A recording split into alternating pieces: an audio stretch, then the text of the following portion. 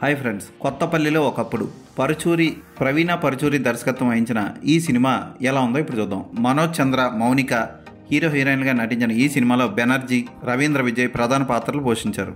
మణిశర్మ సంగీతం అందించడం విశేషం. ఈ సినిమా 1997లో జరుగుతూ ఉంటుంది. రామకృష్ణ ఓ రెడ్డి గారి అమ్మాయిని సావిత్రిని ప్రేమిస్తూ ఉంటాడు.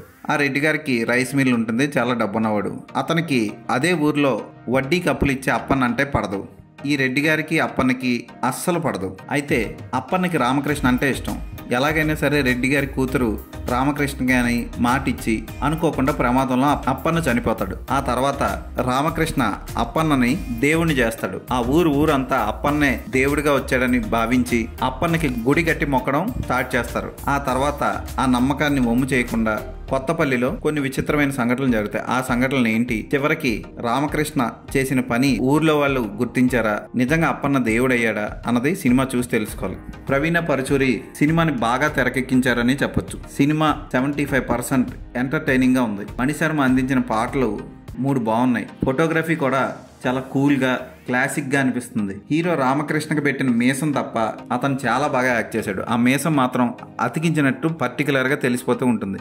మనోజ్ చంద్ర పాత్రని చక్కగా పోషించాడు. అటు కామెడీ, అమాయకత్వం అన్నీ బాగా పలికించాడు. అన్ని ఎక్స్ప్రెషన్స్ బాగా పలికించాడు.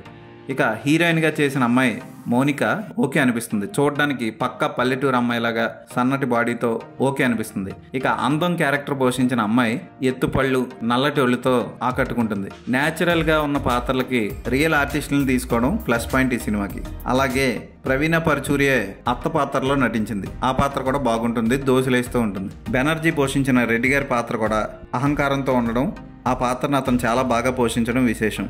రవీంద్ర విజయ్ పోషించిన అప్పన్న పాత్ర సినిమా స్టార్టింగ్లో కొంతసేపు ఉండి తర్వాత ఆ పాత్ర వెళ్ళిపోయినా ఆ పాత్ర చుట్టూ సినిమా అంతా తిరగడం విశేషం.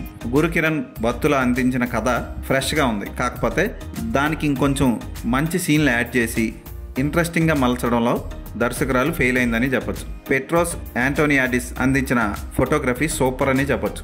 వరుణ్ ఉన్ని బ్యాక్గ్రౌండ్ స్కోర్ కూడా ఓకే అనిపిస్తుంది. న్యాచురల్ లొకేషన్స్లో అద్భుతంగా తీశారు సినిమాని. ఖచ్చితంగా ఈ సినిమాని ఒకసారి అయితే చూడొచ్చు. చాలా రోజుల తర్వాత మణిశర్మ పాటలు ఆకట్టుకున్నాయి. ఎవడ్రా మ్యూజిక్ డైరెక్టర్ అని సినిమాలో పాటలు చూసిన తర్వాత నేను మ్యూజిక్ డైరెక్టర్ని వెతికాను. బాగుంది ఈ సినిమా. కొంచెం ఫ్యాంటసీ మిక్స్ చేసిన కథకి ఇంకొంచెం మంచి ట్రీట్మెంట్ ఇచ్చుంటే సినిమా క్లాసిక్గా నిల్చును. ఈ సినిమాకి నేను ఇచ్చే రేటింగ్ 3/5.